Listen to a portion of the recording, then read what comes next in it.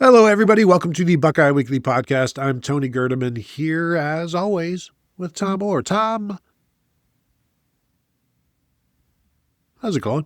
Don't keep me waiting. It's Rutgers week. Please, Tony. We've got to get right to it. Now, before we do get to it though, we should talk a little bit of it. Just let people know a little bit about what is coming next week, just so everyone can sort of plan. We do this every year for Michigan week, but I know we've picked up a bunch of new viewers and listeners this year. So just so you sort of know what to expect next week. Basically, as soon as the Rutgers game ends, the way it works in Ohio State media is that game is memory hold instantly. Like sometimes with about 5 minutes left on the clock, we'll get to the finals, we'll get to the post-game press conference and be like, who did they play today? I don't know. It doesn't matter. We're not going to talk about it at all. It becomes Michigan week the second that the game goes analytically final. So what you can sort of expect is take the number of podcasts we typically do during a week and probably at least double it. It's going to be a substantial amount of content for you, especially in the Buckeye Weekly feed.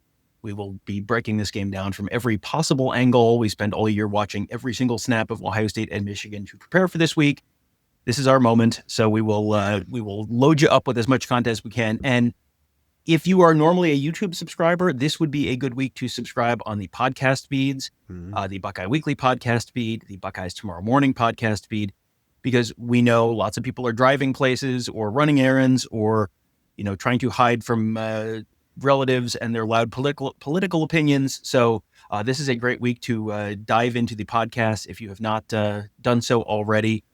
And we will try and front load the week, especially on the podcast side, as much as we can. Like we may drop 3 shows a day for a few days, just because if you are driving 6-8 hours, you are going to need a bunch of podcasts to fill your ears so you don't hear the screaming kids in the backseat. So there you go. And if you don't, we are going to turn this podcast around. So.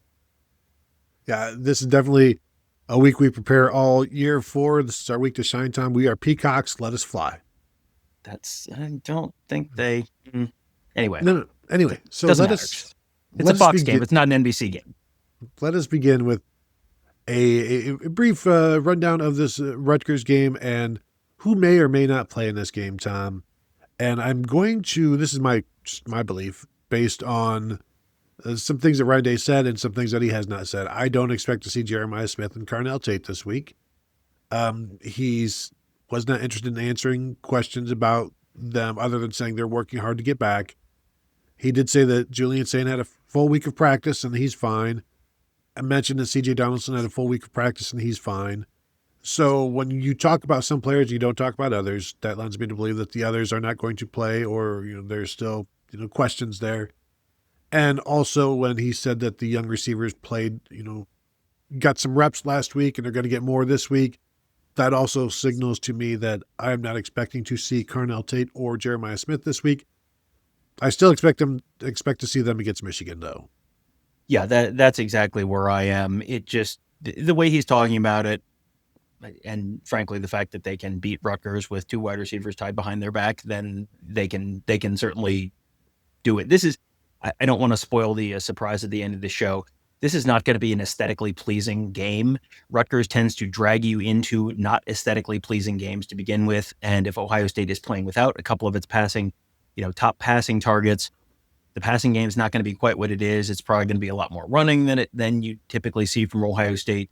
And they'll be able to run the ball fine, and they're not going to lose the game. And it's fine. And don't worry, it's probably not even going to be a particularly stressful game. Like it's going to be an annoying game more than you're standing there with your hands on your knees and you're sweating profusely because they're up 6 points and Rutgers has the ball with 3 minutes left. Like, I don't think it's going to be that, but I think it's going to be sort of an annoying game where Rutgers tries to, is like a lake monster and tries to like drag you below the surface. That's, I think they might get Iowa'd to a certain degree this weekend. Just like, this is just going to be as stupid and annoying, but not necessarily dangerous. And I also feel like the fourth quarter, Ryan Day is just going to want to move this clock so quickly in the fourth quarter and just get going and be done with it and move on to Michigan week because you've come so close. You got so close. It's like, okay, let's not let anything else happen. We're going to just run the ball, run the clock, whatever. Let's just get done with it. And the thing about Rutgers defense is you can kind of do whatever you want, and which is a little surprising for Greg Schiano, known as a defensive guy. I guess talent is not quite there. They give up a bunch of points. They give up a bunch of big plays. So even if the Buckeyes are without their two receivers, I still see an avenue here for the receivers that do play to have some big plays, tight ends. I'm really expecting just the running game to do well in this one, and that's everybody. We're seeing everybody step up and look better, look more consistent, more explosive. It's something they've been working towards, and it's something that just the experience of the entire season has been for these young guys building up and building up. So this feels like a 200-yard rushing day if they want it, and I kind of think they will, because that fourth quarter is just, I assume it's going to be run heavy. Yeah, I think it's going to be very much a run the ball, get out of there kind of second half. And then it's just a matter of, are they in the first half? Are they going to just be running the ball then too, and just trying to keep the clock moving and just get out of there? You'll have to throw the ball obviously a little bit, but I do not think this is a game where it's going to be a Julian Sayin stat pad Saturday. You're just going to try and get your 17-point lead and then keep the clock moving and get to the Michigan game as fast as possible. Because realistically, whether Ohio State wins this game 20-10 or 70-0, none of the questions after the game are going to be about this game. None of the fan concerns after this game are going to be about this game. It's all going to be about Michigan, and the people who are deeply, deeply worried about Michigan right now are not going to be assuaged at all by them putting up 70 points on Rutgers. So it doesn't matter. You would hear, dude, 2021 Michigan State. So what happened the week? That didn't matter. So they want to get through this game. They want to win this game. They want to move on. Like all that matters is more points on their side of the scoreboard than Rutgers' side of the scoreboard when the clock hits zero. That's literally all they're going to care about. And so, yeah, I would expect almost a potentially spring game kind of second half where it's just kind of no one's really worried about the results, and it's just kind of just keep it moving. The problem is Rutgers has enough of a passing offense that they're going to score enough that it's going to be probably annoying for a half or potentially into the third quarter. I also think Greg Schiano himself will look at this game and see they're 5-5 this year. Their path to a bowl game requires one more win. They have Penn State at home to secure that next week. That's, to me, this is almost like what Narduzzi saying, we could lose against Notre Dame by 100 and we don't care because that's not the important game. It kind of feels like that to me for Greg Schiano. Not that they're going to lose by 100 because Ohio State's not interested in doing that, but this is not the most important game for Rutgers either. Next week is the more important game, so it'll be interesting to see.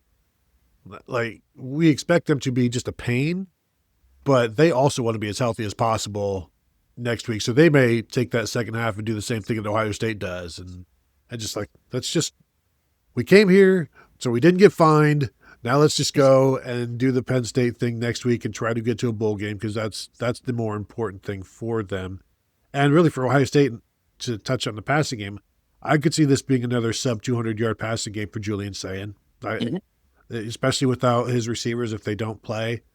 And I assume because it may be close enough, he'll play 3 quarters, and then you'll want to get some Lincoln Kienholz out there and see how that goes. But I'm just not expecting an explosive passing game. But I do think you're going to see some home runs on the in the running game. Tom, what do you expect with the offensive line after seeing Gabe Van Sickle play more snaps than Tegra last week, even though probably because they had the twos in there for quite a bit of time as well? Yeah, based on Ryan Day's answer earlier this week, I don't know that we got an actual real firm answer on the status of Josh Padilla, but he talked about the fact they were not going to be rotating 3 guys at right guard, and I think Gabe Van Sickle was solid enough last week that unless Josh Padilla has made an incredible recovery, you're probably going to see more Gabe Van Sickle than Josh Padilla, would be my guess.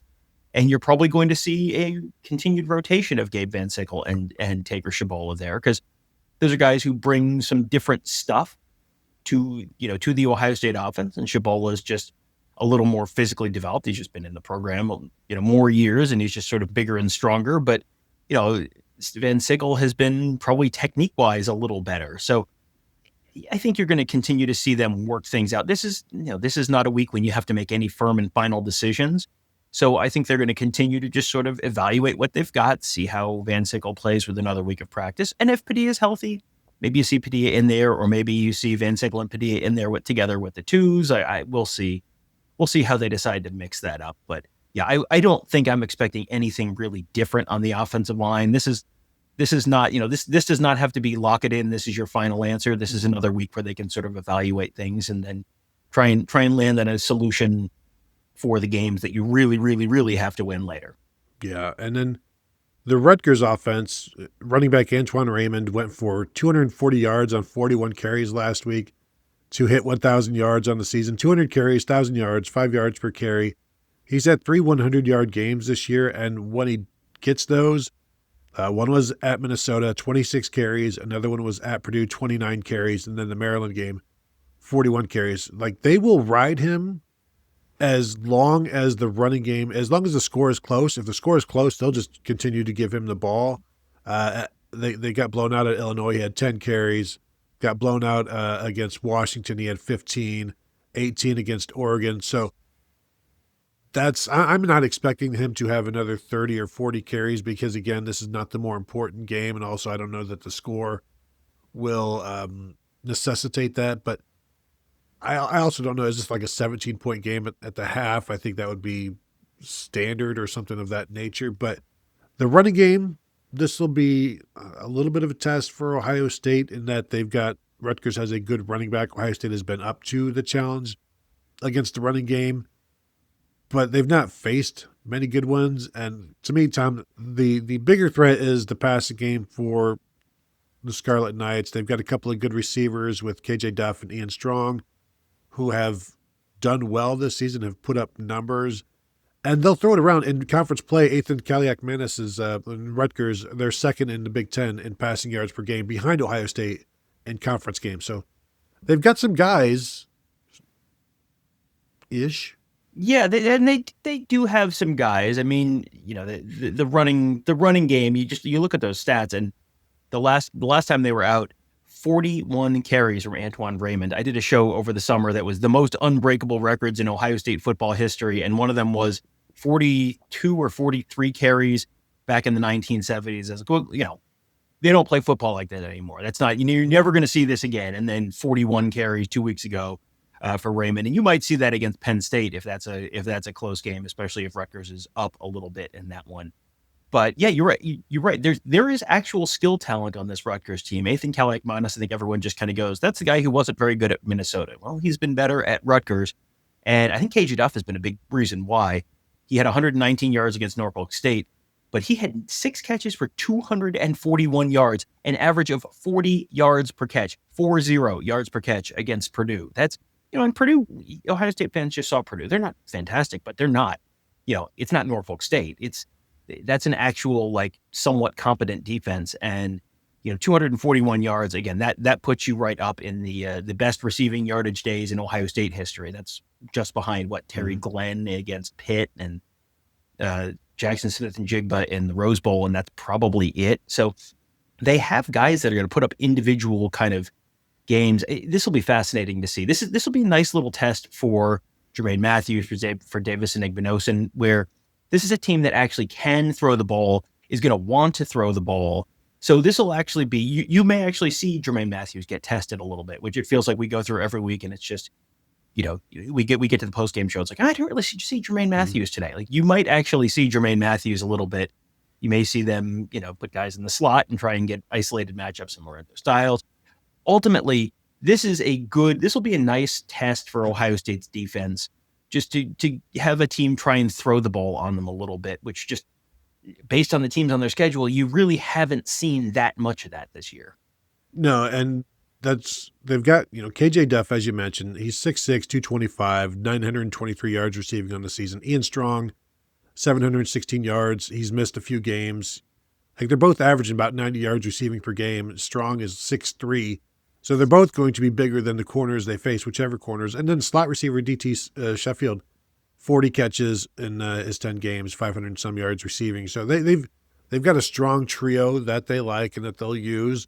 and they'll be tested. The Ohio State secondary will be tested throughout. Now, there'll be no need to cage Ethan Kaliakmanis. You can just go after him and create the first part of that pass defense, which, as we know, is the pass rush, and try to make him uncomfortable, try to make him inaccurate, and then you leave it up to Duff and Strong with these wide catch radiuses to try to make catches that you're asking a lot of the receivers, and that's just assuming the throws are going to be in the area. So I think it's going to be fun to watch these corners against the big receivers to see how they handle it. The physicality of it all, because you're talking about two physical receivers, and then how physical can the Ohio State corners get without being penalized? And then when Rutgers goes with the dime, how often do they attack Devin Sanchez as an outside receiver? And do they find areas to okay, we're going to go after the freshman. Let's, motion somebody over to him and get the matchup that you want, and then attack him with a 6'6", 225-pound veteran who has, seen a lot of decent corners in the Big Ten. So there's some things to be aware of, be concerned about. It's just the consistency of doing it over and over again that is usually the problem for Rutgers, and then also their defense. So the passing game can only do so much in this one. Yeah, this is, Rutgers, I think, is a passing game. I don't want to oversell this. This is not, the Andre Ware Houston Cougars or anything like that. This is an offense that has some trouble scaling against better defenses, where you look at the yards per attempt for Ethan Kaliakmanis, and it's 11 against Ohio and 11.9 against Norfolk State and 8.3 against Iowa, which is pretty good, and 7.3 against Minnesota and 7.7 against Washington. Those are both fine. At Oregon, 8 for 25, 79 yards, no touchdowns, 2 picks, 3.2 yards per attempt. And but then against Purdue, 13.3, and against Maryland, 11.5. But when they go to Illinois, 5.6. So it's kind of, when he's good, he's really good. But there's also times when he's not very good, and I'm sure Ohio State is going to present some challenges they have not seen from teams like Ohio or Norfolk State or whoever. As far as the defense goes, you look at the numbers for Rutgers in terms of just the yards per carry that they're allowing, and it's like, ooh, that seems not very good. And it seems like that's where Ohio State might have a lot of success. If I felt confident that Jeremiah Smith and Carnell Tate were going to play, this would be a game where I would think Ohio State could run for 200 yards and throw for 350 or something like that. If this is week 7, that's probably what they're trying to do. This is week 12. This is not what they're trying to do. They're trying to win the game. Or week 13, right? Week 13. So, yeah, they're trying to win the game, get out of there with everyone healthy. So, you will probably see some big plays in the passing game, but I think you have a better chance of seeing some big plays in the running game and just seeing kind of consistent 6 and 7 yard runs. I think you're going to see that a decent amount for Ohio State, where it feels like they've sort of figured some stuff out in the running game. And you can find a show that Ross Fulton and I did on the Buckeyes Tomorrow Morning podcast feed or on our YouTube channel about the fact that Ohio State maybe seems to have found some things in the running game in the last couple of weeks and be sort of establishing things and seeing some growth from those young running backs. This feels like a week where you're going to see probably more growth, continued yardage piling up in the run game in a way that, 4 or 5 weeks ago, you were going, where's the run game? And it's like, oh, good news. It is here. Tom, in Big Ten play, Rutgers is allowing 6.9 yards per carry. Is that nice? It's not. No, I mean, it is terrible, Tom. They are, however, third in rushing attempts allowed. They've got the third lowest number of rushing attempts allowed in Big Ten play. Unfortunately, they're giving up 6.9 yards per carry in those 31 attempts, which means they have the absolute worst rush defense per game in the Big Ten, allowing 217 yards rushing per game in conference play. And I would expect Ohio State to approach those numbers. They should exceed them, if not for, a bunch of several big plays through the air where, they've occupied the yards that would have otherwise gone to the ground. So, Tom, let us give our score predictions. I've got mine written down. I usually go first, Tom. I want you to go first, and that way we can see what we're thinking here. Well, I wrote down 34-13. Now, I didn't write down a team, so I forget who I was predicting to win. But 34-13 is, this feels like a game where Ohio State gets up. It's 24-10 at half or something like that. And it just, and then they grind out another touchdown drive and another field goal drive later. And Rutgers, puts together one more drive, or it's 24-6 at halftime, and then Rutgers scores a touchdown in the late third quarter, early fourth quarter, whatever it is. Like, it feels like a game where Ohio State's never going to really put it away. Like, you might not ever actually get to analytical garbage time in this one until maybe very, very late. But it's also going to be a game where it shouldn't be, middle of the third quarter. It's not going to be completely over, but also it's not going to be completely, you're not going to be sweating it either. It's just going to kind of be like, boy, I wish they would score one more touchdown, and then everyone could really officially turn the page to Michigan week. And, I don't know if they're going to do that. I think it might just be, like I said earlier, second half of a spring game vibes. Like, let's just get this done. Hey, is there a storm coming in? I don't know. We'd better keep, can we have a running clock? Like that, I think that's going to be the vibe in long stretches of the second half of this one. I think Ryan Day would take a running clock in the fourth quarter. I think the concern at some point becomes, right, as he's thinking, should I put Lincoln Keenos in yet? And it's like, well, if he throws a pick six, then it becomes a 14-point game. Like, there's always like, what if the worst case scenario, if something were to happen on his first play, would I feel okay about keeping him in there, or would I want to put the starters back in? So it's like, what is that point threshold for him? For this game, I went 38-14. I was started to go down to 37, thinking, maybe they're going to just struggle in the red zone without Carnell Tate and Jeremiah Smith if they don't play. But they should still also be able to run the ball, and they've got enough weapons. And then I don't like going 14-21-7. Like, I don't like just touchdown scores as a baseline for the opponent. But I also, I don't know. I couldn't go 13 because that's disrespectful to the defense, Tom, to give up 3 scoring drives. Maybe they block an extra point. You don't know. I don't know. And so maybe that's disrespectful by me to the Ohio State special teams, thinking that they can't block something. When we saw them, we saw them skillfully and artfully block a punt just 1 week ago. Through sheer design and athleticism did they block that punt last week, as we know. So that is my apologies. Maybe I should also make mine 13 with the express idea that it is a blocked extra point that keeps them there at 13. But no, I will stay 38-14, Tom, and feel okay. Like, I don't know. It's going to be enough, but not enough. And then it's on to Michigan week. That's what we're all here for. That's what we're all doing here. But don't forget to enjoy this one. So, Tom, any last words before we go? No, just this is, as you said, this is the last home game of the season, senior day, last regular season home game of the season. You have to have the caveat that you never know. We'll see what happens the first third weekend of December. But I am expecting this to likely be the last home game of the season. So, you wait all year for this. You should not wish away. Don't wish away a week of college football.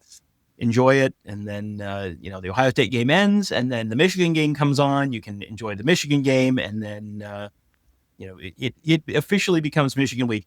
Tony, over under 10 minutes and 30 seconds in the fourth quarter when it is like you have the official, like this is one of these, the Potter Stewart, like you know it when you see it, like it is Michigan week, capital I, capital M, capital W. It is Michigan week.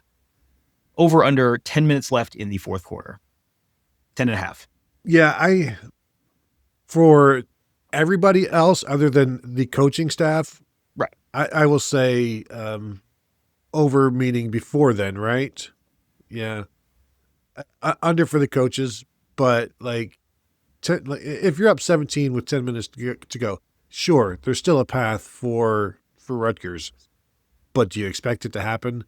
No, I think it's okay for everybody else to start getting ready for Michigan week, whatever that means for you and, the animals that you might sacrifice to whatever gods that you worship.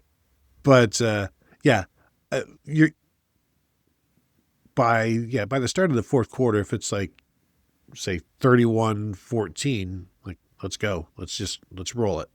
Yeah, if you're up 3 scores in the fourth quarter, and especially if you're up 3 scores and you have the ball, that's the point where I kind of go, yep, all right, drive home safe. It's time to turn the page. That's probably a pretty good barometer for if you're up 3 scores and you have the ball, or it's under 8 minutes and you're up 2 scores and you have the ball. Like any of that is basically, unless something incredibly stupid happens, you're probably moving on. And that's why the coaches, they'll keep coaching, and everybody else we can all do what we normally do, which, makes us all happy or angry or sad. What if something that makes me angry is what makes me happy? I've met some of those people on the internet. And we love you. And if you're right there watching us on YouTube, are the angry people. We love the angry. We love the happy. We love the nonplussed. So if you want to go ahead and hit the thumbs up on this, we'd appreciate that if you're watching on YouTube. Tom explained it at the start of the show. Go back and rewatch at the start of the show, everything. Just listen to that. I'm not normally telling you to heed Tom Orr's advice. This one instance, go ahead and listen to him. I support what he had to say this time. Okay? This is not a blanket endorsement of anything he's ever said before or will ever say again. This confined, compartmentalized endorsement does not go past this show, except when he's talking about the other shows. You understand what I'm saying? Anyway, you can continue to find us at BuckeyeHuddle.com as well. Sign up there, become a member, say hello to us there on the message board presented by Jeff Ruby's Columbus. Thank you all for tuning in, and we'll talk to you all later.